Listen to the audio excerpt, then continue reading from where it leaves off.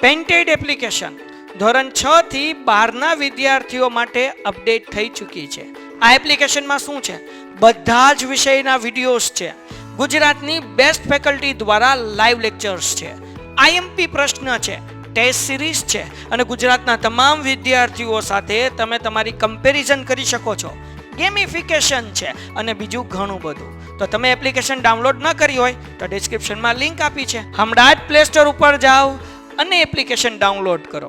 ઘરે બેઠીને સરસ મજાનું ગુજરાતની જોરદાર ફેકલ્ટી સાથે ભણો, સારા માર્ક્સે પાસ થાઓ. હોઈ શકે, બરાબર. તો આપણે એ જોવાનું કે એમાંથી માર્ક મળે છે કે નથી મળતા.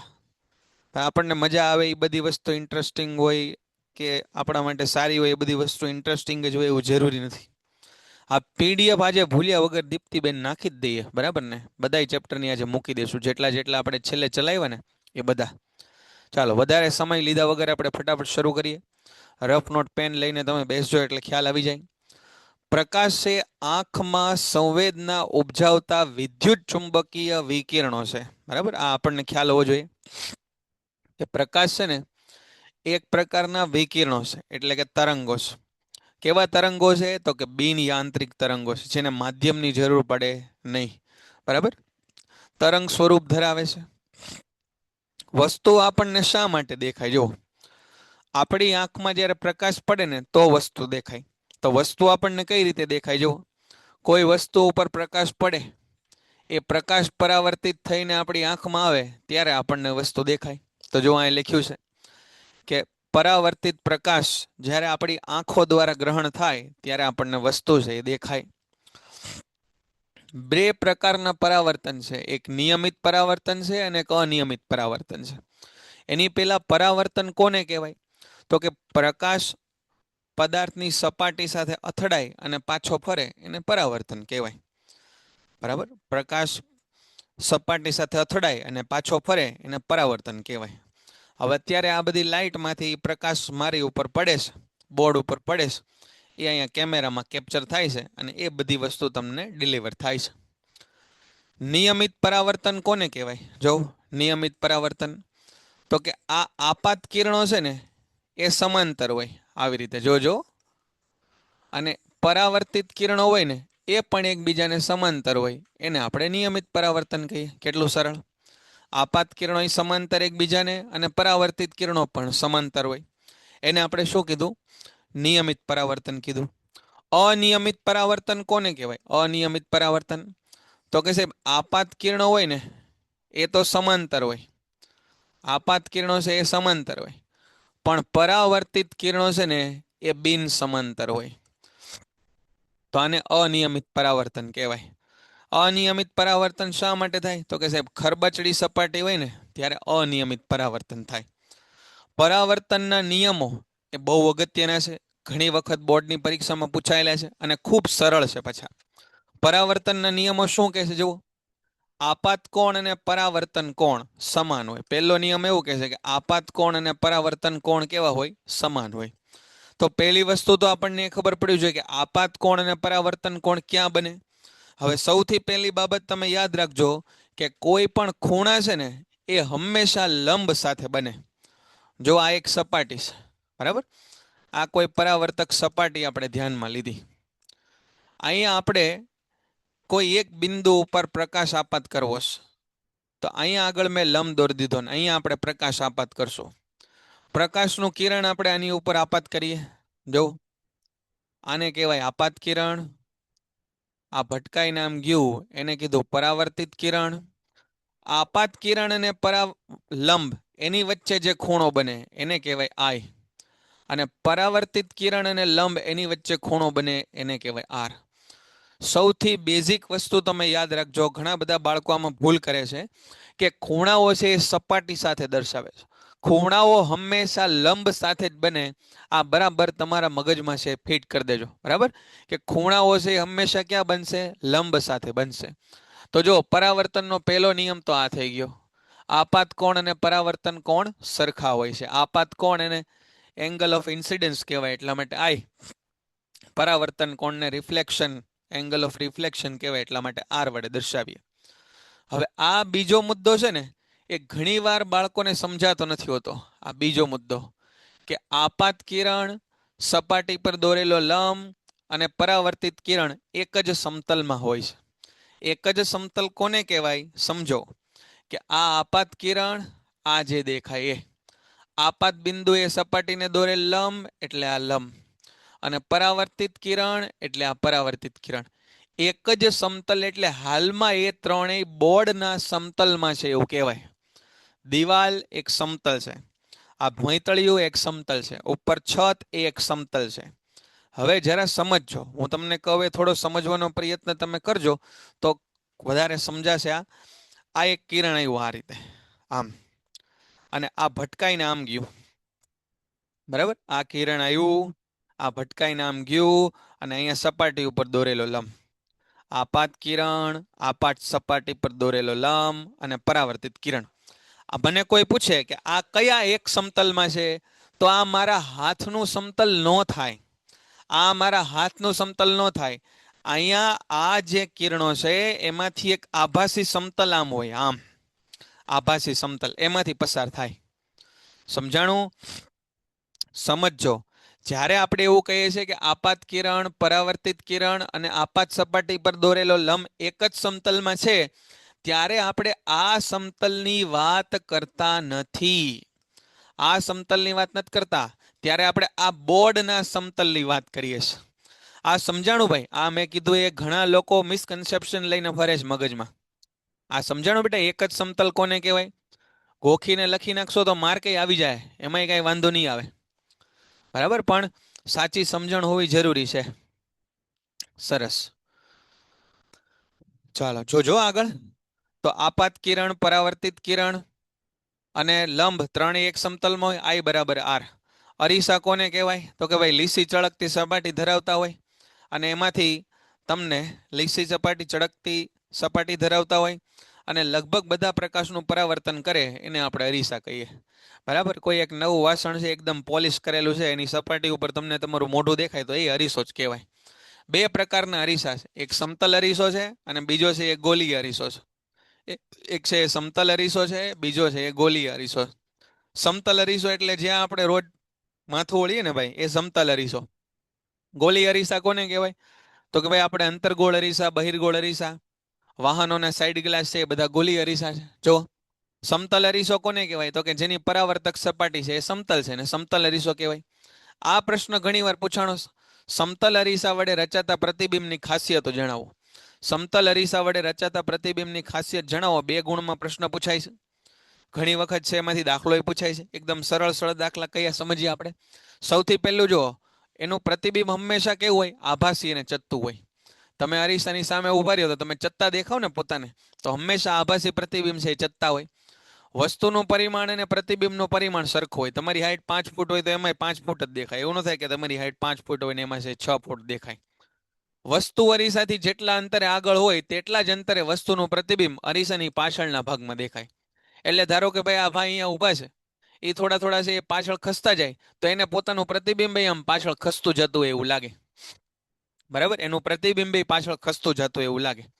એના ઉપરથી આપણે શું કહી શકીએ? જોજો જરાક, કે ધારો કે આ ભાઈ છે એ અહીંયાથી 5 ફૂટ અંતરે ઊભા હોય, 5 ફૂટ અંતરે, તો એનું પ્રતિબિંબ એને પાછળ કેટલા અંતરે દેખાતું હોય? 5 ફૂટ અંતરે દેખાતું હોય. એટલે એવું કહે છે કે અરીસાથી વસ્તુનું જેટલું અંતર હોય એટલું જ તે અરીસાથી પાછળ પ્રતિબિંબનું અંતર હોય. આપણને એમ થાય કે પાછળ પ્રતિબિંબ પડે તો પાછળ તમે પડદો રાખી દો તો ના કાંઈ પ્રતિબિંબ તમે ઝીલી ન શકો. એટલા માટે આ કેવું પ્રતિબિંબ છે? આભાસી પ્રતિબિંબ છે.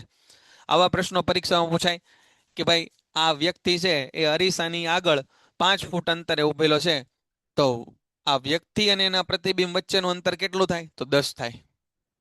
અરીસાની સામે એ 5 ફૂટ ઉભો છે, તો આ વ્યક્તિ અને પાછળ અરીસો છે એનું વચ્ચેનું અંતર કેટલું થાય? 10 ફૂટ અંતર થાય. આટલું સમજાતું હશે બધાને? પ્રતિબિંબની બાજુઓ છે એ ઉલટાયેલી હોય. પ્રતિબિંબની બાજુ ઉલટાયેલી એટલે હું? તો કે હું અરીસાની સામે ઉભો હોય ને આમ જમણો હાથ ઉપર કરું તો અરીસામાં મને કેવો હાથ દેખાય? આમ ડાબો હાથ દેખાય, બરાબર ને? આવી રીતે. તો એટલા માટે બાજુઓ છે એ ઉલટાયેલી હોય. સમતલ અરીસાનો ઉપયોગ શું થાય? તો કે દર્પણ તરીકે થાય, બરાબર? આપણે ડાચા આપણે જોઈએ એમાં મેકઅપ કરીએ એના અંતે કરીએ ને તો દર્પણ તરીકે થાય. પેરિસ્કોપ, કેલિડોસ્કોપ બનાવવા માટે, પેરિસ્કોપ, કેલિડોસ્કોપ એના માટેનો ઉપયોગ થાય. પછી એવા ગોલીય અરીસાઓ, ગોલી અરીસાઓ કોને કહેવાય? તો કે ભાઈ એક મોટો ગોળો તમે લ્યો, કાચનો ગોળો. ગોળો સમજો, ગોળા અને વર્તુળ વચ્ચેનો તફાવત હવે તમને ખ્યાલ આવવો જોઈએ. બરાબર? આ દેખાય છે વર્તુળ જેવું પણ છે ગોળો. આ ગોળાને તમે અહીંથી કાપી નાખો, આ ગોળાને તમે અહીંથી કાપી નાખો તો અહીંયા આગળ આ એક રકાબી જેવો ભાગ તમારા હાથમાં આવે. ની સપાટી ચળકતી બનાવી નાખો તો અંતર્ગોળ અરીસો કહેવાય. અને એની અંદર જો બહારની સપાટી ચળકતી બનાવો તો બહિર્ગોળ અરીસો કહેવાય. જેમ કે તમે એકદમ નવી સ્ટીલની ચમકતી ચમચી લઈ લો તો એની અંદરની સપાટી જે પ્રકારની હોય એ અંતર્ગોળ અરીસો, એની બહારની સપાટી જે પ્રકારની હોય એ બહિર્ગોળ અરીસો. બરાબર? આ અરીસામાં જુઓ, અંતર્ગોળ અરીસો ઘણા લોકો જો આ ગોલી અરીસા છે ને આમ દોરે છે આવી રીતે. જો સારા અંતર્ગોળ અરીસો. હું કહું છું કે ટેકનિકલી આ ખોટો છે. આપણે જે અરીસાનો અભ્યાસ કરીએ છીએ એ આવા નથી. આપણે જે અરીસાનો અભ્યાસ કરીએ આવા નથી. એ અરીસાઓ છે એ આ અરીસાઓને તમારે આમ દોરવા જોઈએ ખરેખર તો આ રીતે. આ ખરેખર ટેકનિકલી સાચી આકૃતિ થાય. અને ઘણા આને બહુ વધારે આમ વક્રતા આપે છે. આ ખોટું છે, આ ખોટું છે. આમ ખરેખર તમે દોરો ને એ સાચું છે. બરાબર? એટલે વક્રતા ટૂંકમાં ઓછી દોરવી. બહિર્ગોળ અરીસો આપણે દોરતા હોય તો આમ બહિર્ગોળ અરીસો નથી દોરવાનો, આમ નથી દોરવાનો, આ ખોટો છે. બરાબર? આ રીતે બને એટલી ઓછી વક્રતા રાખો ને એ રીતે અરીસો દોરવાનો છે. તો આ બહિર્ગોળ અરીસો આપણે આ રીતે દોરીએ, અંતર્ગોળ અરીસો છે આપણે આ રીતે દોરીએ. બોલો, અહીં સુધી બધાને ક્લિયર છે? ખ્યાલ આવે છે? મેં બહારની બાજુ આમ દોર્યું એનો મતલબ આ અરીસો કયો છે? અંતર્ગોળ અરીસો છે. કેટલીક વ્યાખ્યાઓ સમજીએ. આ ગોલી અરીસાનું કેન્દ્ર છે ને, આ ગોલી અરીસાનું કેન્દ્ર, એનું નામ આપ્યું આપણે ધ્રુવ.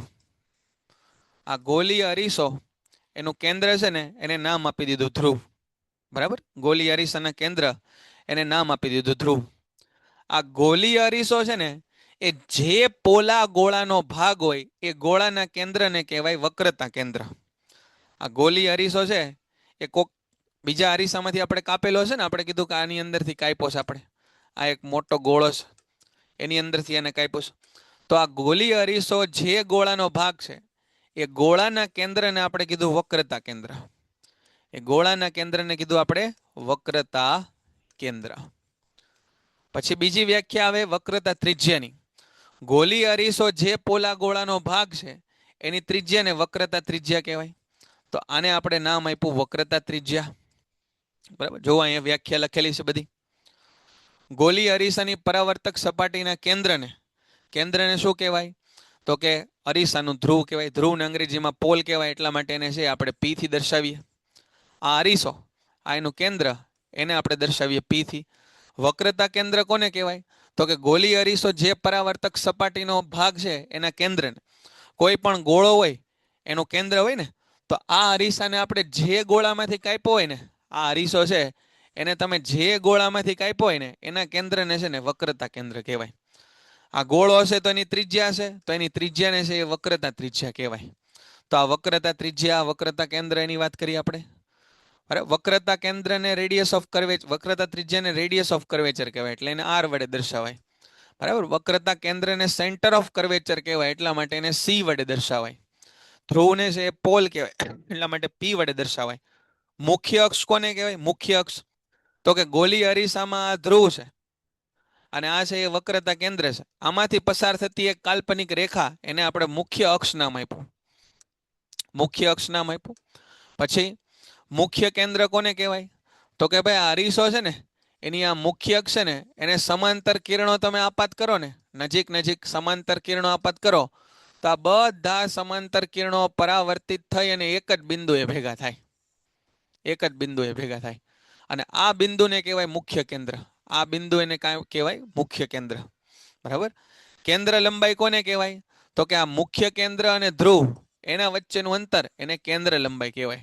અંગ્રેજીમાં એને ફોકલ લેન્થ કહેવાય, એટલા માટે એને સ્મોલ એફ થી દર્શાવાય. બરાબર? આને છે એ કેપિટલ એફ થી દર્શાવે. કેપિટલ એફ એટલે મુખ્ય કેન્દ્ર અને સ્મોલ એફ એટલે કેન્દ્ર લંબાઈ. દર્પણ મુખ કોને કહેવાય? દર્પણ મુખ તો કે ગોલીય સપાટ, ગોલીય અરીસો આવી રીતે હોય. આ જે ગોળ છે ને, આ જે વર્તુળ, ગોળ નો બોલાય, વર્તુળ, આ અરીસો છે, આ અરીસો આમ છે. અત્યારે આપણે આમ જોઈએ છે, જે આપણે દોરીએ છીએ ને આ દોરીએ છે. એને આમ તમે કરો તો તમારી સામે એક વર્તુળ આવે. આ જે વર્તુળનો વ્યાસ છે ને એને આપણે નામ આપ્યું દર્પણ મુખ. જો ગોલી અરીસાની પરાવર્તક સપાટીની વર્તુળાકાર ધારના વ્યાસને દર્પણમુખ કહેવાય. અંગ્રેજીમાં એને એપર્ચર કહેવાય. બરાબર. પછી એક સૂત્ર બહુ અગત્યનું છે, R is equal to 2 times of F. એમાં R એટલે શું થાય તો કે વક્રતા ત્રિજ્યા. વક્રતા ત્રિજ્યા એ કેટલી હોય તો કે 2 ટાઈમ્સ ઓફ એફ. એફ એટલે શું થાય? કેન્દ્ર લંબાઈ. એ કેન્દ્ર લંબાઈ કરતા 2 ગણી હોય. કેન્દ્ર લંબાઈ કરતા 2 ગણી હોય. બરાબર. અને અહીંયા આગળ તમારે એક વસ્તુ યાદ રાખવી જોઈએ કે આ રિલેશન છે ને, R is equal to 2F, એ ફક્ત નાના દર્પણ મુખવાળા અરીસા માટે લાગુ પડે. આ જે બાબત આપણે કીધી ને, આ એ ફક્ત નાના દર્પણ મુખવાળા અરીસા માટે લાગુ પડે. નાના દર્પણ મુખ વાળા અરીસા માટે લાગુ પડે. આ વસ્તુ આપણે ધ્યાનમાં રાખવી જોઈએ. પ્રતિબિંબ મેળવવા માટે આપણે ઓછામાં ઓછા 2 કિરણની જરૂર પડે. પ્રતિબિંબ મેળવવા માટે આપણે ઓછામાં ઓછા 2 કિરણોની જરૂર પડે. આપણે પ્રતિબિંબ મેળવવા માટે કયા કયા કિરણોનો ઉપયોગ કરશું? તો જો આ પહેલું કિરણ તમે જુઓ, આ પહેલું જે કિરણ છે ને એને ધ્યાનમાં લ્યો. આ કિરણ, આ કિરણને મારે વાંચવું હોય તો શું વચાય તો કે મુખ્ય અક્ષને સમાંતર આપાત થતું કિરણ. આ કિરણ કેવું કહેવાય? મુખ્ય અક્ષને સમાંતર આપાત થતું કિરણ. અને એ પરાવર્તિત થઈને ક્યાંથી પસાર થાય? જો F માંથી. તો મુખ્ય અક્ષમાં, મુખ્ય અક્ષને સમાંતર આપાત થતું કિરણ હંમેશા ક્યાંથી પસાર થાય? મુખ્ય કેન્દ્રમાંથી થાય. બોલો સમજાય છે? જ્યાં સુધી એક વખત તમે આને વાંચશો નહીં ત્યાં સુધી ખ્યાલ નહીં આવે. થોડું એને વાંચજો. લેક્ચર પૂરો થાય ત્યારે એની પહેલા એને થોડું વાંચજો. મુખ્ય અક્ષને સમાંતર, મુખ્ય અક્ષને સમાંતર કિરણ હોય એ મુખ્ય કેન્દ્રમાંથી પસાર થાય. બરાબર. હવે પ્રકાશના નિયમો છે ને, પ્રકાશના પરાવર્તનના નિયમો એ બહુ મજાના છે. જો તમને એક વસ્તુ ઉપરથી 2 વસ્તુ યાદ રહી જાય. જોજો. ધારો કે અહીંયા આપણે કીધું કે આ સર આપાત કિરણ છે અને આ છે એ પરાવર્તિત કિરણ છે. આમ આવે તો આમ જાય, એનાથી ઊંધું સરખું જ હોય. જો આ કિરણ આમ આવે ને આવી રીતે, તો એ જાય આ જ રીતે જાય, આમ જાય. સમજાણું? આમ આપાત કિરણ આમ પરાવર્તન કિરણ હોય ને, તો આ પરાવર્તિત કિરણ આપાત કિરણ બનાવો ને તો એમ જ થાય. સમજાય છે? બરાબર. ચાલો અહીંયા જોજો, ધ્યાન આપજો. સિજલબેન અહીંયા જોજો. હવે આપાત કિરણ, પરાવર્તિત કિરણ, આ બધી વસ્તુ થોડા શબ્દો આપણને ક્લિયર હશે ને તો આ તરત સમજાશે. અહીંયા એવું કહેવા માંગે છે કે જો આ કિરણ મુખ્ય અક્ષને સમાંતર હોય, ખાલી આકૃતિ તમે જુઓ, ખાલી આકૃતિ તમે જોશો ને તોય સમજાઈ જશે કે આને કહેવાય મુખ્ય અક્ષ. તો આ કિરણ કહેવાય મુખ્ય અક્ષને સમાંતર આપાત થતું કિરણ. અને મુખ્ય અક્ષને સમાંતર જો કિરણ આપાત થાય ને તો એ પસાર થાય મુખ્ય કેન્દ્ર F માંથી. મુખ્ય કેન્દ્ર F માંથી. આનાથી ઉલટું પણ સાચું છે. આનાથી ઉલટું પણ સાચું છે. એ આ રીતે છે કે જો કોઈ કિરણ મુખ્ય કેન્દ્રમાંથી પસાર થાય, જો આ રીતે આમ પસાર થાય, તો એ મુખ્ય અક્ષને સમાંતર પરાવર્તન પામે. મુખ્ય અક્ષને સમાંતર પરાવર્તન પામે. બોલો આ સમજાય છે? બે વસ્તુ એક જ કહેવાય. આપાત કિરણને પરાવર્તિત કિરણ બનાવો તો પરાવર્તિત કિરણ આપાત કિરણ બને. સમજાણું? બરાબર ને? હા. તો અહીંયા ધ્યાન આપજો. આકૃતિ ખબર પડશે એટલે ખબર પડશે. ધીમે ધીમે ધ્યાન આપશો સેજલબેન એટલે ખબર પડી જશે બેટા. જો બીજું કિરણ જુઓ તો અહીંયા બીજું કિરણ જુઓ. જો અહીંયા બીજું જે મેં તમને કીધું તે કે જો કોઈ કિરણ છે એ મુખ્ય અક્ષ મુખ્ય કેન્દ્રમાંથી પસાર થાય, જો મુખ્ય કેન્દ્રમાંથી પસાર થાય તો પરાવર્તન ક્યાંથી થાય તો કે મુખ્ય અક્ષને સમાંતર. જો આ મુખ્ય અક્ષ અને સમાંતર. બરાબર? આ રીતે થાય. અહીંયા આગળ છે ને આ અંતર્ગોળ અરીસો છે. બહિર્ગોળ અરીસામાં એનાથી ઊંધું થાય કે જો આ કિરણ મુખ્ય કેન્દ્રમાંથી પસાર ન થઈ શકે પણ મુખ્ય કેન્દ્ર તરફ જતું હોય, જો મુખ્ય કેન્દ્ર તરફ જાય છે, તો પણ એનું પરાવર્તન છે એ અહીંયા મુખ્ય અક્ષને સમાંતર જ થાય. અહીંયા મુખ્ય કેન્દ્રમાંથી પસાર થઈ શકે, અહીંથી ન થાય, તો મુખ્ય કેન્દ્ર તરફ જતું હોય એનું. આ સરસ છે. જો કે જો કોઈ કિરણ છે વક્રતા કેન્દ્રમાંથી પસાર થાય, એટલે કે આમ વક્રતા કેન્દ્રમાંથી જો આ કિરણ પસાર થાય, વક્રતા કેન્દ્રમાંથી તો એનું એ જ માર્ગ ઉપર પરાવર્તન થાય. આમ જાય તો ફરી પાછું આમ જ આવે. બરાબર.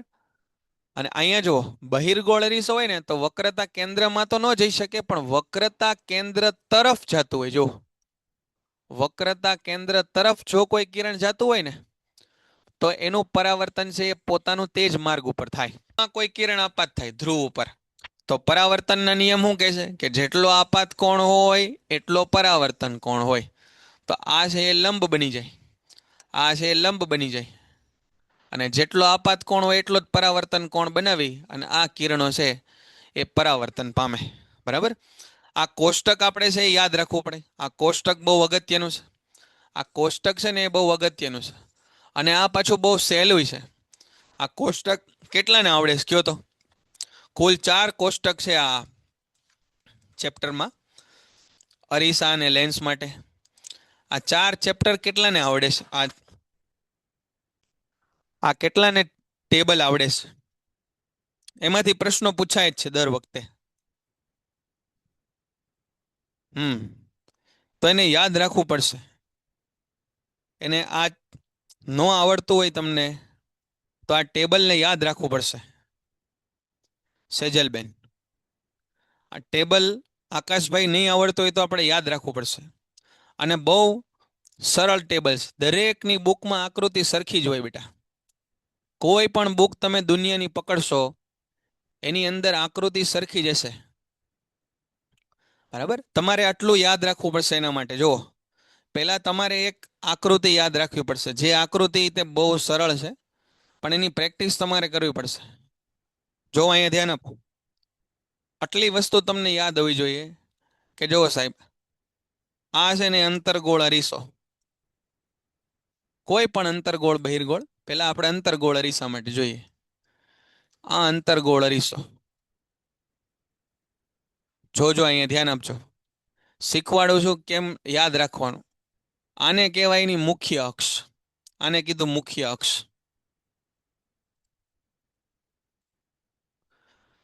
આ મુખ્ય અક્ષ. અહીંયા કેટલાક બિંદુ આવે. કયા કયા બિંદુ આવે જુઓ. અહીંયા પહેલું બિંદુ આવે ને એને કહેવાય ધ્રુવ. અહીંયા બીજું બિંદુ આવે ને એને કહેવાય મુખ્ય કેન્દ્ર. આ બેની વચ્ચે જેટલું અંતર હોય ને એટલું જ અંતર આ એફ અને સી ની વચ્ચે હોવું જોઈએ. એને કહેવાય વક્રતા કેન્દ્ર. બરાબર. આને કીધું આપણે વક્રતા કેન્દ્ર. તો અહીંયા પી, અહીંયા એફ અને અહીંયા છે સી. આટલું પહેલા તો આપણને ખબર પડી જોઈએ. હવે વસ્તુને આપણે અલગ અલગ 6 જગ્યાએ મૂકવાની છે. વસ્તુને આપણે અલગ અલગ 6 જગ્યાએ મૂકવાની છે. ધ્યાન રાખજો. પહેલું આપણને આવડવું જોઈએ આકૃતિ. વસ્તુને અલગ અલગ 6 કઈ જગ્યાએ મૂકવાની છે સાહેબ? તો કે પહેલી વાર તમારે વસ્તુને મૂકવાની છે અનંત અંતરે મૂકવાની છે. અનંત અંતરે. બીજી વખત વસ્તુને મૂકવાની છે એ મૂકવાની છે સી થી દૂર, એટલે અહીંયા ક્યાંક. અહીંયા મૂકવાની છે. ત્રીજી વાર તમારે વસ્તુ મૂકવાની છે એ મૂકવાની છે સી પર, એટલે અહીંયા મૂકવાની છે. ચોથી વાર તમારે મૂકવાની છે વસ્તુ સી અને એફ ની વચ્ચે. સી અને એફ ની વચ્ચે, એટલે અહીંયા મૂકવાની છે. વચ્ચેનો મતલબ એક્ઝેક્ટ વચ્ચે નો થાય, આ બેની વચ્ચે ગમે ત્યાં થાય. પાંચમી વખત વસ્તુ તમારે મૂકવાની છે એફ પર મૂકવાની છે વસ્તુ, એટલે અહીંયા. અને છઠ્ઠી વખત તમારે વસ્તુ મૂકવાની છે એફ અને પી ની વચ્ચે. એફ અને પી ની વચ્ચે એવું જ્યારે હું બોલું ત્યારે એનો મતલબ એવો ન થાય કે એફ અને પી ની એક્ઝેક્ટ વચ્ચે. એનો મતલબ થાય એફ અને પી ની વચ્ચે ગમે ત્યાં મૂકવાની છે. અંતરગોળ અરીસામાં જેમ જેમ તમે વસ્તુને નજીક લેતા જાશો, યાદ રાખજો જો અહીંયા બોલું એ કે જેમ જેમ તમે વસ્તુને નજીક લેતા જાશો એમ એમ એનું પ્રતિબિંબ છે ને એ દૂર જતું જશે. એમ એમ એનું પ્રતિબિંબ છે ને એ દૂર જશે. થતું જાય, મોટું થાય. બરાબર. યાદ રાખવાનું. જેમ જેમ વસ્તુ છે એ નજીક નજીક આવતી જાય ને એમ એમ પ્રતિબિંબ છે એ દૂર જતું જાય અને મોટું થતું જાય. જેમ કે તમે અહીંયા ધ્યાન આપો. જો અહીંયા આગળ હું વસ્તુને અનંત અંતરે રાખું તો પ્રતિબિંબ ક્યાં મળે? અહીંયા મળે, એફ પર. આ બધી વાત પ્રતિબિંબની છે, એફ ઉપર.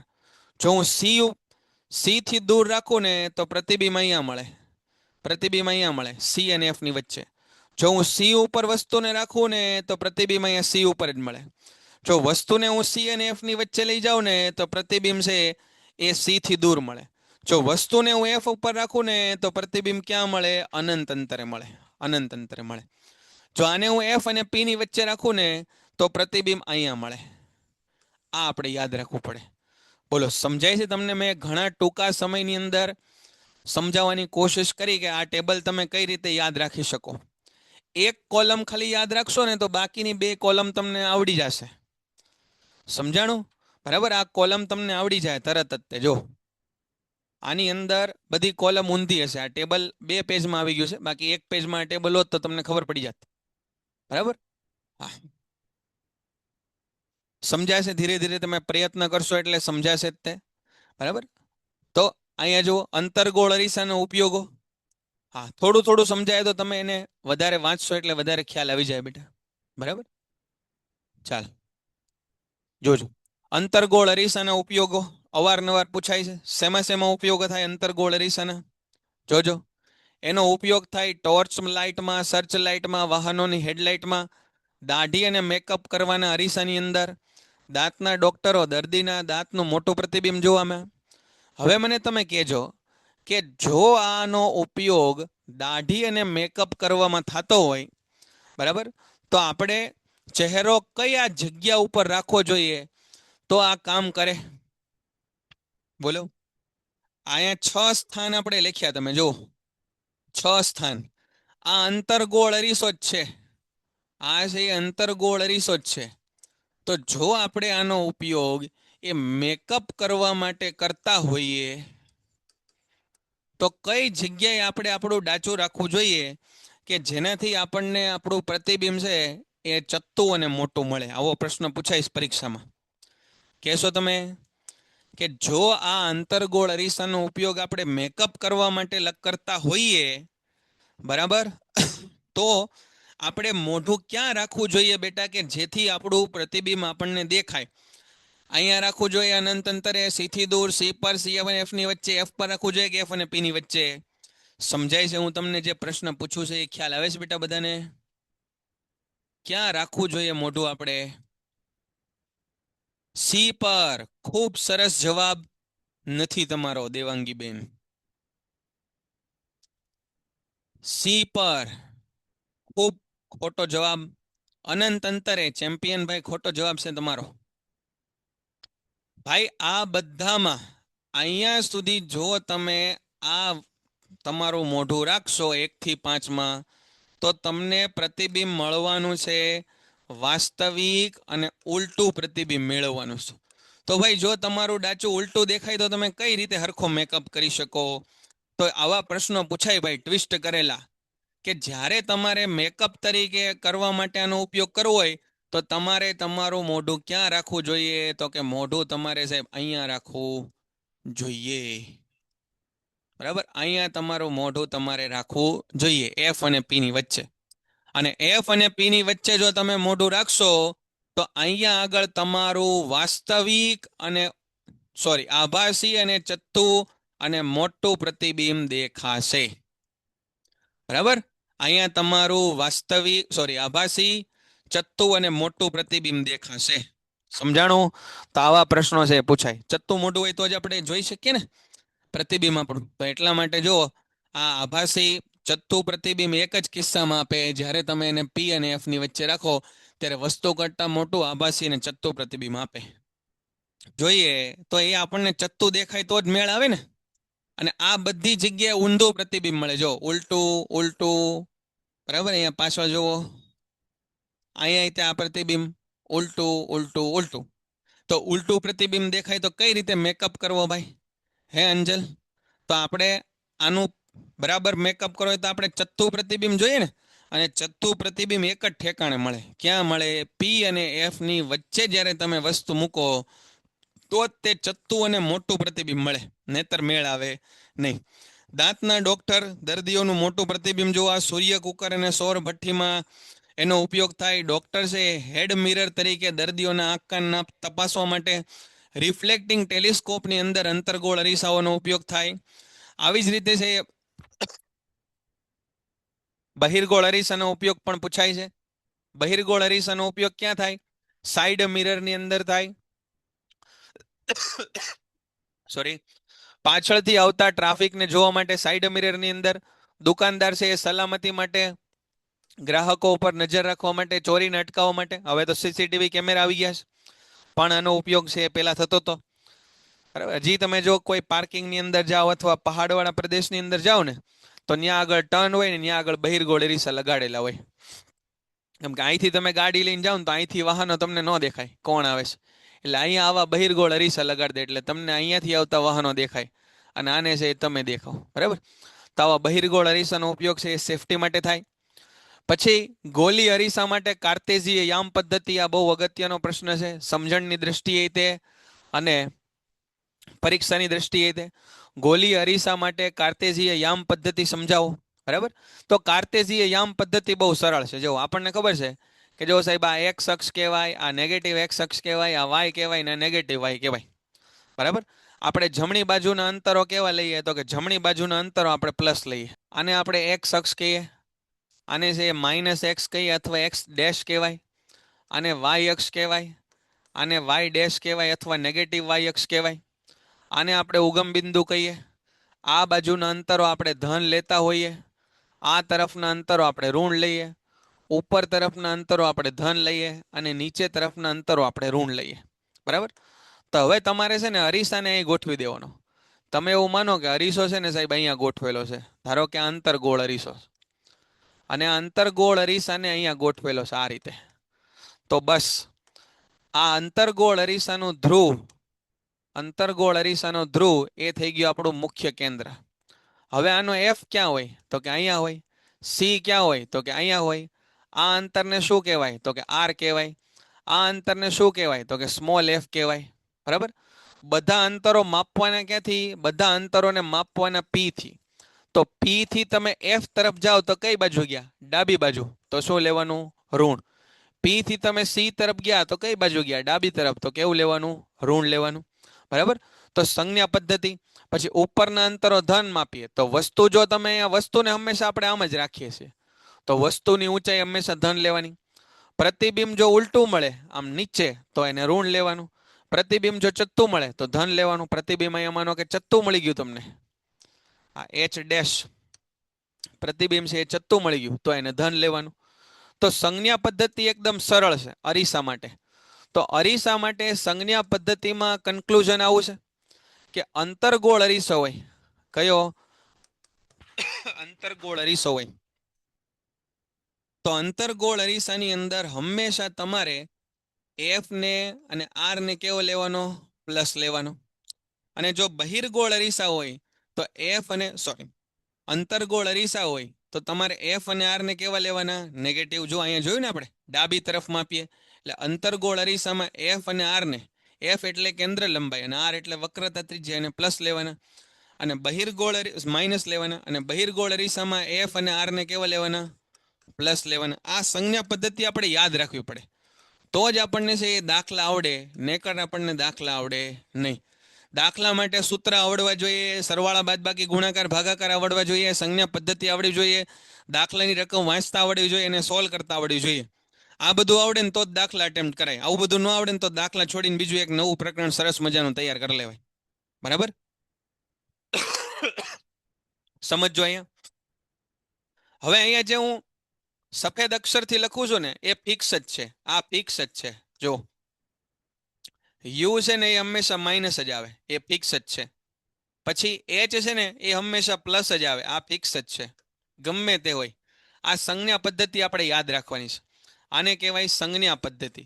સંજ્ઞા પદ્ધતિ એટલે દાખલો ગણવા માટે આપણે છે ને કેટલીક સંજ્ઞા પદ્ધતિ લેવી પડશે. બધા અંતરો ધન ઋણ એવી રીતે ડાયરેક્ટ નથી લખી નાખવાના. અંતરગોળ અરીસામાં આ બે લેવાના છે માઇનસ, બહિર્ગોળમાં લેવાના છે પ્લસ. આ યુ અને એચ ફિક્સ જ છે. અંતરગોળ હોય કે બહિર્ગોળ, યુ માઇનસ જ આવે ને એચ પ્લસ જ આવે. કેમ કે વસ્તુને આપણે હંમેશા ડાબી બાજુ જ રાખીએ અને વસ્તુને બહુ યાદ જ રાખવાનું છે. આમાં થોડીક પ્રેક્ટિસ કરવી પડશે ડિમ્પલબેન, નકર મારું ને તમારું બેમાંથી એકયનું કામ નહીં થાય. બીજું સાંભળો, અહીંયા અત્યારે છે ને એ હું થિયરી સમજાવવાનો છું અને આપણો 8:40 એક લેક્ચર છે. એની અંદર આપણે સ્વાધ્યાય અને ઉદાહરણના દાખલા ગણવાના છે. સ્વાધ્યાય અને ઉદાહરણના બેઠા દાખલાઓ પરીક્ષામાં ભૂતકાળમાં પૂછાયેલા છે અને પૂછાય જ છે દર વખતે. આ ચેપ્ટરમાંથી દાખલા પૂછાય ને 11માંથી દાખલા પૂછાય છે. આપણે પાછા 3 જ ચેપ્ટરમાં દાખલા, આ 9મા ચેપ્ટરમાં છે, 10મા ચેપ્ટરમાં અને 11મા ચેપ્ટરમાં દાખલા છે. તો આ ત્રણેય ચેપ્ટરમાંથી દાખલા છે એ બેઠા પૂછાય છે, ફેરફાર સાથે ઓછા પૂછાય છે. તો આ લેક્ચરની અંદર આપણે છે એ થિયરી સમજાવશું અને 8:40 આપણો યુટ્યુબમાં જે લાઈવ લેક્ચર છે એની અંદર દાખલા, સ્વાધ્યાય ઉદાહરણના દાખલા આપણે ગણવાના છે. તો એ લેક્ચરમાં બધાએ મિસ નથી કરવાનો. 2 કે 3 ગુણમાં પાક્કો એક દાખલો આવે ને આવે જ છે, બરાબર. પણ એની કન્ડિશન એ છે કે તમને સૂત્રો આવડવા જોઈએ, સરવાળા બાદબાકી ગુણાકાર ભાગાકાર કરતા આવડવા જોઈએ. સરવાળા બાદબાકી પેન્ટેડ એપ્લિકેશન ધોરણ 6 થી 12ના વિદ્યાર્થીઓ માટે અપડેટ થઈ ચૂકી છે. આ એપ્લિકેશનમાં શું છે? બધા જ વિષયના વિડીયોઝ છે. ગુજરાતની બેસ્ટ ફેકલ્ટી દ્વારા લાઈવ લેક્ચર્સ છે, આઈએમપી પ્રશ્ન છે, ટેસ્ટ સિરીઝ છે અને ગુજરાતના તમામ વિદ્યાર્થીઓ સાથે તમે તમારી કમ્પેરિઝન કરી શકો છો. ગેમિફિકેશન છે અને બીજું ઘણું બધું. તો તમે એપ્લિકેશન ડાઉનલોડ ન કરી હોય તો ડિસ્ક્રિપ્શનમાં લિંક આપી છે, હમણાં જ પ્લે સ્ટોર ઉપર જાઓ અને એપ્લિકેશન ડાઉનલોડ કરો. ઘરે બેઠીને સરસ મજાનું ગુજરાતની જોરદાર ફેકલ્ટી સાથે ભણો, સારા માર્ક્સે પાસ થાઓ. ગુણાકાર ભાગાકાર તમને આવડે જ છે, પણ સૂત્રો છે આપણે અત્યારે શીખી લઈએ, બરાબર. 8:40 આજે લેક્ચરમાં એ છે. ચાલો, તો સૂત્ર જોયો, અરીસાનું સૂત્ર જો. અરીસાનું સૂત્ર આવું કહે છે આપણને. શું કહે છે અરીસાનું સૂત્ર? તો કે અરીસાનું સૂત્ર આવું સાહેબ, 1/f is equal to 1/v plus 1/u. આ અરીસાનું સૂત્ર છે. આની અંદર કઈ સંજ્ઞાને શું કહેવાય આપણને ખબર પડી જોઈએ કે u એટલે સાહેબ વસ્તુ અંતર થાય, v એટલે પ્રતિબિંબ અંતર થાય અને f એટલે કેન્દ્ર લંબાઈ થાય. હવે ઘણાને મારી જેમ કન્ફ્યુઝન થતું હોય કે સાહેબ આ u અને v એટલે વસ્તુ અંતર અને પ્રતિબિંબ અંતર, એ તો મને સમજાય, પણ કયું વસ્તુ અંતર કયું પ્રતિબિંબ અંતર એ નથી ખબર પડતી. તો બહુ સરળ એનો રસ્તો છે. જુઓ, ABCD માં પહેલા શું આવે? u આવે કે v આવે? તો કે સાહેબ ABCD માં પહેલા તો u આવે. તો ભાઈ પહેલા વસ્તુ આવે કે પ્રતિબિંબ હોય? તો વસ્તુ આવે પછી જ એનું પ્રતિબિંબ પડે કે નહીં? તો પહેલા શું આવે? u, તો પહેલા વસ્તુ અંતર, અને પછી શું આવે? v, તો પછી આવે પ્રતિબિંબ અંતર. તો મને લાગે છે કે વસ્તુ અંતર અને પ્રતિબિંબ અંતરની અંદર હવે કોઈને આમાં કન્ફ્યુઝન થવું જોઈએ નહીં. સમજાણું? જેને કન્ફ્યુઝન થતું હોય કે સાહેબ u એટલે વસ્તુ અંતર થાય કે v એટલે વસ્તુ અંતર, તો મને કન્ફ્યુઝન થતું હતું. પછી મેં એક લોજિક બિલ્ડ કરી લીધું કે ABCD માં પહેલા શું આવે સાહેબ? u, પછી શું આવે? v. તો પ્રતિબિંબ ક્યારે મળે છે? પહેલા વસ્તુ મૂકો તો પ્રતિબિંબ મળે ને. તો પહેલા શું આવે? વસ્તુ અંતર, પછી આવે પ્રતિબિંબ અંતર, બરાબર. આટલું સરળ છે, આ યાદ રાખજો. અને આ હંમેશા ઋણ જ આવે, બરાબર. આપણી સંજ્ઞા પદ્ધતિમાં હંમેશા ઋણ જ લીધું. મોટાવણી મોટાવણી એટલે વસ્તુ અને પ્રતિબિંબ કઈ રીતે એકબીજાને રિલેટ કરે ને એને મોટાવણી કહેવાય. મોટાવણીનો પ્રશ્ન છે ને એ દર વખતે પૂછાય જ છે. જુઓ, મોટાવણીનો પ્રશ્ન થોડો આપણે સમજવાનો પ્રયત્ન. સંજ્ઞામાં લખવું હોય તો કેમ લખાય? મોટાવણીને મેગ્નિફિકેશન કહેવાય. તો મેગ્નિફિકેશન માટે લખાય સ્મોલ m, પ્રતિબિંબ ઊંચાઈ માટે લખાય h ડેશ અને વસ્તુ ઊંચાઈ માટે લખાય h. તો આ સૂત્ર થઈ ગયું m is equal to h dash upon h, મોટાવણી, બરાબર. હવે મોટાવણીના સૂત્ર છે ને એ અરીસા અને લેન્સ માટે અલગ અલગ હોય. જેમ કે ગોલી અરીસા હોય ને એના માટે મોટાવણીનું સૂત્ર આ થાય, m is equal to minus v ના છેદમાં u. m is equal to minus v ના છેદમાં u. અને જો આ સૂત્ર તમે લેન્સમાં જોવા જાવ ને બેટા, લેન્સમાં, તો આ સૂત્ર થાય m ઇઝ ઇક્વલ ટુ ખાલી v બાય u. હવે ઘણાને આની અંદર કન્ફ્યુઝન થાય કે છે માઇનસ v બાય u શેમાં આવે, પ્લસ v બાય u શેમાં આવે. તો મને તમારી જેમ પેલા યાદ નહોતું રહેતું, પણ મેં છે ને એ આવી રીતે યાદ રાખ્યું. જોજો તમે કે સાહેબ અરીસાનું સૂત્ર શું હોય? અરીસાનું સૂત્ર હોય સાહેબ 1/f is equal to 1/v plus 1/u, બરાબર. અને લેન્સનું સૂત્ર શું થાય? જે થોડું ઘણું ભણતા હશે ને યાદ હશે, 1/f is equal to 1/v minus 1/u. અહીંયા કાંઈ નેગેટિવ સાઇન બતાવીશ ના, તો નેગેટિવ સાઇન અહીંયા આવી જાય. તો નેગેટિવ સાઇન ક્યાં આવી જાય? અહીંયા આવી જાય. અને આની અંદર સાહેબ ઓલરેડી એકવાર લેન્સના સૂત્રમાં તો માઇનસ સાઇન છે, તો અહીંયા જરૂર નથી. ટૂંકમાં બેમાંથી કોઈ એક સૂત્રમાં માઇનસ સાઇન આવે. તો અરીસાના સૂત્રમાં માઇનસ સાઇન નથી, તો એની મોટાવણીમાં માઇનસ આવી જાય. અને લેન્સના સૂત્રમાં માઇનસ સાઇન આવી ગઈ તો એની મોટાવણીના સૂત્રમાં માઇનસ સાઇન આવે નહીં. મેં તો આમ યાદ રાખ્યું. તમને જેમ યાદ રાખે એમ ઠીક, પણ બે સૂત્રો છે ઇમ્પોર્ટન્ટ બહુ. ખબર પડી ગઈ? અરીસાનું સૂત્ર છે 1/f = 1/v + 1/u. તો અહીંયા ક્યાંય નેગેટિવ સાઇન ન આવી, તો અહીંયા નેગેટિવિટી ક્યાંક તો જીવનમાં આવે, તો એક નહીં તો બીજી જગ્યાએ આવે. તો અરીસાના સૂત્રમાં નેગેટિવ સાઇન ન આવી તો અરીસાની મોટાવણીના સૂત્રમાં આવી જાય. અને લેન્સના સૂત્રમાં માઇનસ સાઇન આવી ગઈ તો લેન્સની મોટાવણીના સૂત્રમાં માઇનસ સાઇન આવે નહીં, એ પોઝિટિવ v/u થાય. આ સૂત્ર તો વળી પાછું છે બેટા બે માટે લાગુ પડવાનું જ છે. પછી બીજું જુઓ, મોટાવણી જો તમને ઋણ મળે એનો મતલબ થાય કે પ્રતિબિંબ હશે એ વાસ્તવિક હશે. પ્રતિબિંબ વાસ્તવિક હશે. અને વાસ્તવિક પ્રતિબિંબ હંમેશા ઉલટા જ હોય. બરાબર, વાસ્તવિક પ્રતિબિંબ છે હંમેશા કેવું હોય? ઉલટું હોય. તો જો તમને મોટાવણીનું ઋણ મળે તો એનો મતલબ પ્રતિબિંબ વાસ્તવિક અને ઋણ હશે. અને જો તમને મોટાવણી છે એ ધન મળે તો એનો મતલબ પ્રતિબિંબ કેવું હશે? તો કે પ્રતિબિંબ છે ને એ આભાસી હશે. આભાસી. બરાબર. અને કેવું હશે? તો કે ચત્તુ. આભાસી હંમેશા ચત્તુ જ હોય. તો હું તમને આના ઉપરથી એવો સવાલ પૂછું કે ભાઈ સમતલ અરીસાની મોટાવણી કેવી હશે? ધન હશે કે ઋણ હશે? કહેશો તમે મને કે સમતલ અરીસાની મોટાવણી કેવી હશે સાહેબ? ધન હશે કે ઋણ હશે? કયો તો. આપણે આટલી વાત કરી કે મોટાવણીનું મૂલ્ય ઋણ હોય તો પ્રતિબિંબ વાસ્તવિક અને ઉલટું હોય. મોટાવણીનું મૂલ્ય ધન હોય તો પ્રતિબિંબ આભાસી ને ચત્તુ હોય. તો સમતલ અરીસાની સામે જ્યારે તમે ઊભા રહ્યો, રોજ દાંતિયાથી માથું ઓળવા માટે તમે ઊભા રહ્યો, ત્યારે તમને તમારું પ્રતિબિંબ કેવું દેખાય છે? તો કે સાહેબ અમને અમારું પ્રતિબિંબ ચત્તુ દેખાય છે. ચત્તા પ્રતિબિંબ હંમેશા કેવા હોય? આભાસી. અને આભાસી પ્રતિબિંબ માટે મોટાવણીનું મૂલ્ય કેવું હોય? તો કે ધન હોય. સમજાણું? તો બધાને ખબર પડી જાય. ઋણ ન હોય હર્ષભાઈ, ધન હોય. સમજો તમે મારી વાત. ખ્યાલ આવ્યો બેટા શા માટે ધન હોય? આવું પૂછાય છે. ચાલો પછી જોજો. તમને ભાઈ ગણિત તો બધા ભણો જ છો. મેઘાણી સર પાસે જોરદાર મજો કરતા તમે ભણતા હોય છો. તો મને તમે આવું કહો તો કે આ સ્મોલ એમ ની આજુબાજુ આવા લીટા કરી નાખું તો તમને ખબર પડે કે આને શું કહેવાય? જયવીરભાઈ ધ્યાન આપો. સ્મોલ એમ ની આજુબાજુ લીટા કરી નાખું તો હું વંચાય? આને વંચાય મોટાવણીનું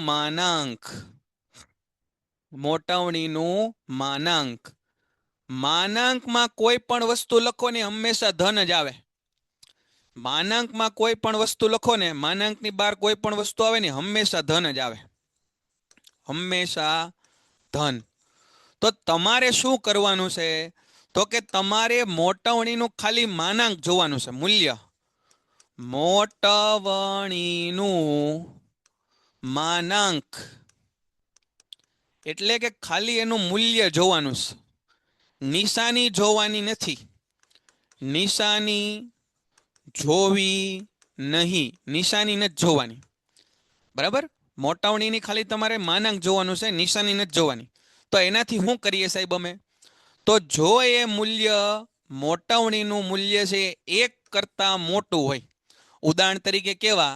તો કે સાહેબ 1.5 -1.5 -1.5 એટલે તમારે જોવાનું ખાલી 1.5, 2.5, 1.3, 4, -4 આવું કાંઈ પણ હોય, એનો મતલબ થાય કે પ્રતિબિંબ મોટું છે અને વસ્તુ નાની છે. H' is greater than H. H' is greater than H નો મતલબ થાય પ્રતિબિંબ મોટું અને વસ્તુ નાની છે. એનો મતલબ કે મોટું, આ પ્રતિબિંબ વાસ્તવિક છે કે આભાસી એ જોવા માટે કોનો ઉપયોગ થાય? એમની નિશાનીનો. પ્રતિબિંબ નાનું મળે મોટું મળે એના માટે કોનો ઉપયોગ થાય? એમના માનાંકનો એટલે મૂલ્યનો.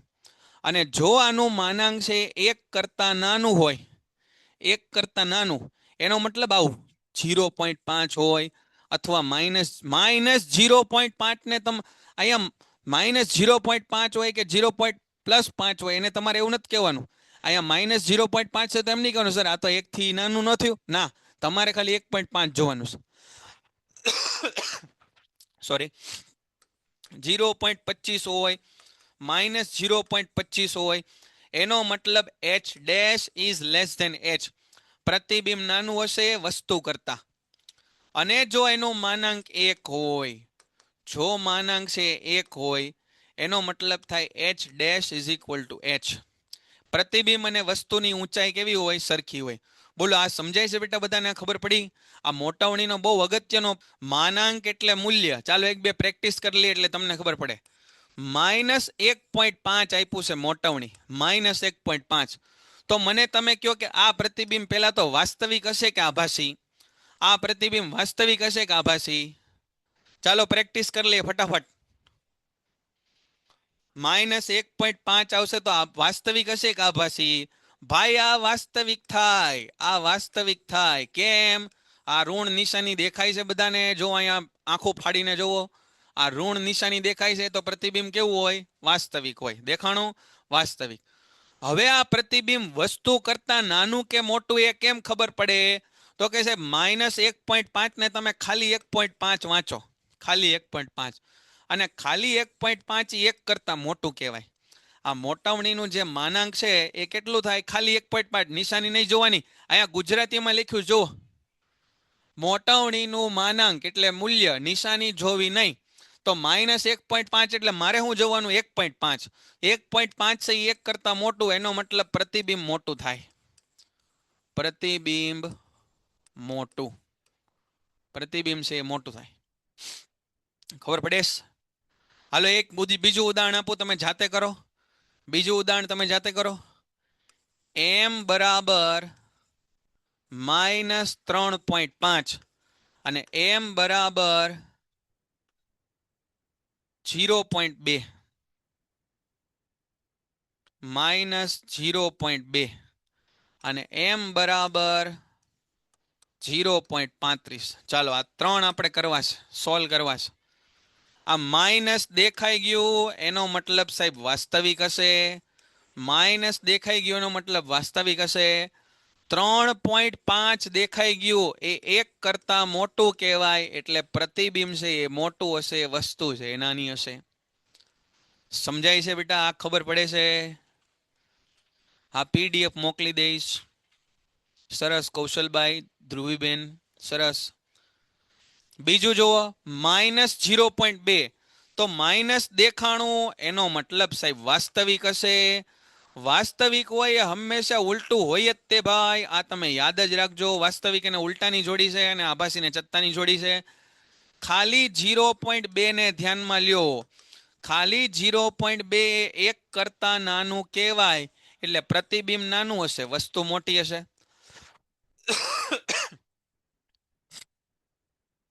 ધીરે ધીરે જયવીરભાઈ ઉતરશે મગજમાં. તમે હું કહું ખાલી ધ્યાન રાખતા જાઓ. આ પ્રકરણ છે ને એ બહુ કલાકો માગી લે, સમજો. આ પ્રકરણ છે એ ખૂબ કલાકો આપણા માગી લે. તમે અહીંયા જેટલું કરાવું એટલું અત્યારે ધ્યાન રાખો, એ આવી ગયું એટલે તમને આવડશે જ તે. જયવીરભાઈ મને ખાલી એટલું કહો કે આ 0.35 છે એ ધન દેખાય છે કે ઋણ? તો કે સાહેબ આ તો ધન દેખાય છે, કાંઈ નથી લખ્યું ને એટલે ધન દેખાય. અને જો એમનું મૂલ્ય ધન હોય, જો અહીંયા લખો, જો ધન હોય તો પ્રતિબિંબ કેવું હોય? આભાસી. તો બસ સિમ્પલ અહીંયા લખી નાખો, આભાસી હોય. આભાસી. 0.35 કેવું કહેવાય રાજવીરભાઈ? 1 કરતા મોટું કહેવાય કે 1 કરતા નાનું? તો કે સાહેબ એ તો 1 કરતા નાનું કહેવાય. તો અહીંયા વાંચો ને ભાઈ, આ જો 1 કરતા નાનું, આ એમ છે 1 કરતા નાનું, તો પ્રતિબિંબ નાનું, વસ્તુ મોટી. આ h dash is less than h, એનો મતલબ આ પ્રતિબિંબ ઊંચાઈ, પ્રતિબિંબ ઊંચાઈ ઇઝ લેસ ધેન વસ્તુ ઊંચાઈ. પેન્ટેડ એપ્લિકેશન ધોરણ 6 થી 12 વિદ્યાર્થીઓ માટે અપડેટ થઈ ચૂકી છે. આ એપ્લિકેશનમાં શું છે? બધા જ વિષયના વિડીયોઝ છે. ગુજરાતની બેસ્ટ ફેકલ્ટી દ્વારા લાઈવ લેક્ચર્સ છે. IMP પ્રશ્ન છે, ટેસ્ટ સિરીઝ છે, અને ગુજરાતના તમામ વિદ્યાર્થીઓ સાથે તમે તમારી કમ્પેરિઝન કરી શકો છો. ગેમિફિકેશન છે અને બીજું ઘણું બધું. તો તમે એપ્લિકેશન ડાઉનલોડ ન કરી હોય તો ડિસ્ક્રિપ્શનમાં લિંક આપી છે, હમણાં જ પ્લે સ્ટોર ઉપર જાઓ અને એપ્લિકેશન ડાઉનલોડ કરો. ઘરે બેઠીને સરસ મજાનું ગુજરાતની જોરદાર ફેકલ્ટી સાથે ભણો, સારા માર્ક્સે પાસ થાઓ.